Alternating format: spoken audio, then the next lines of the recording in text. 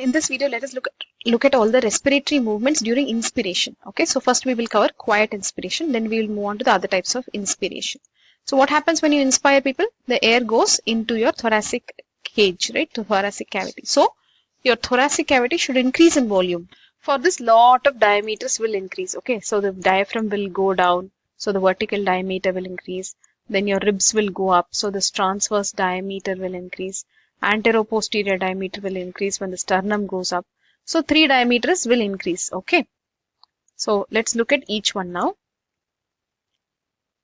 First, let me cover this point here. The vertical diameter is increased by descent of diaphragm. Very, very important. So the vertical diameter is increased by the descent of diaphragm. This has a name. It is called as piston movement. Piston movement, right? Piston movement. Let's look at this.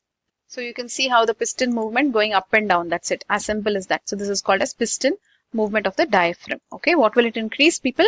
Vertical diameter of the thoracic cavity. Very good.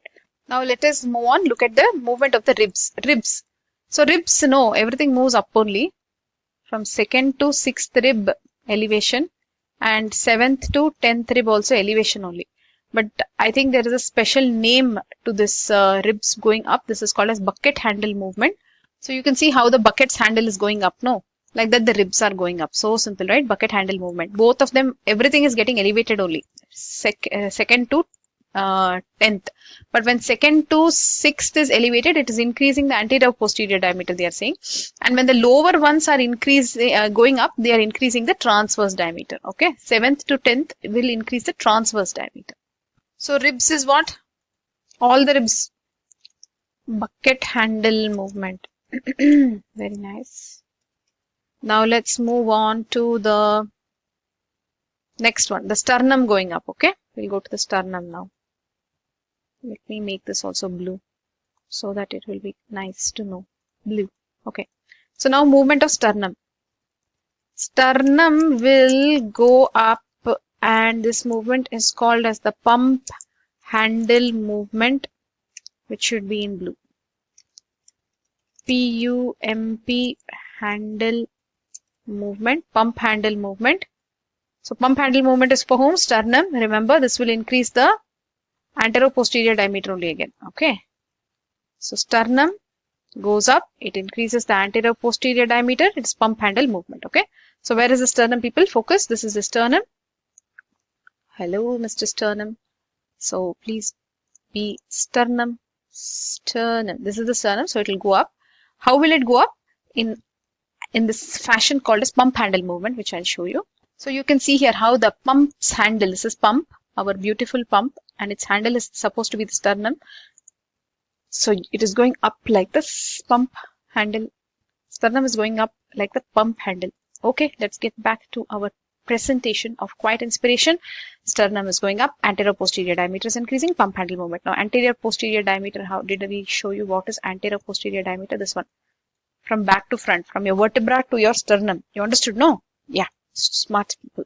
So inspiration, we covered quiet inspiration, respiratory movements. Okay. What about deep inspiration now? Do some nice pranayama, deep inspiration. So whatever you're doing in quiet inspiration, same movements are increased. Okay. First thing that whatever is happening is still continuing to happen and it's going to be more. Okay. In this, the first rib also gets elevated. Wow. By the scalene muscle.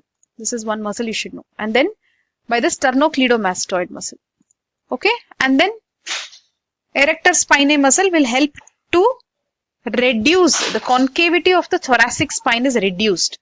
So the muscles in deep inspiration, all which are trying to elevate your first rib was not working. Remember so far, erector spinae muscle, scalene muscle, pectoralis major muscle. So they've told basically you're trying to elevate this first rib also. Okay. Got it, people? Deep inspiration. Come on, pranayama do.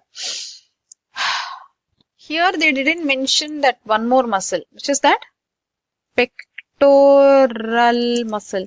See, pectoral muscle, these people didn't mention. Some people are mentioning pectoral muscle at this point. But sternocleidomastoid, some people didn't mention. These people are mentioning. Okay. So you got what is happening. First rib also is getting elevated. First rib is also moving in deep inspiration.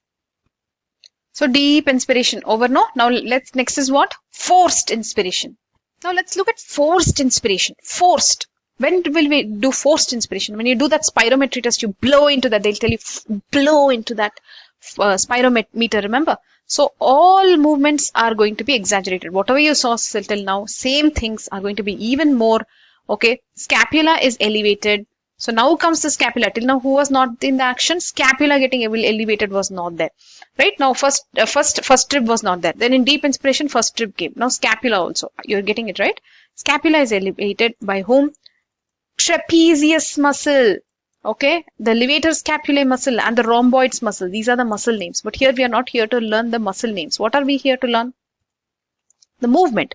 So we'll just put scapulae is elevated. That is our main point here. The scapulae is elevated.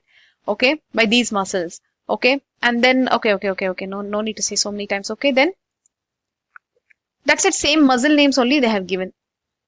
Okay, so let us look at the muscles for forced inspiration. Serratus anterior, trapezius, levator scapulae to elevate your scapulae and fix it. Rhomboids. So these are the names of the muscles that they are giving. Okay, for forced. Serratus anterior, trapezius, levator scapulae, rhomboids. Okay, going back here. So forced inspiration, what is happening? The scapulae is getting elevated and fixed. What else is happening? They're just giving the muscle names. Okay, everything else just gets exaggerated. Fine. Inspiration, movement, respiratory movement during inspiration is covered for all of it, for quiet breathing, then deep inspiration and forced. So basically in quiet, what did you see? Sternum. Mainly you should remember diaphragm, right? Diaphragm, sternum and the ribs. In deep one, the first rib, which was not at all acting till now, first rib comes in deep, and in the forced comes your scapulae. Okay? Bye-bye. And remember, expiration we'll cover in the next video.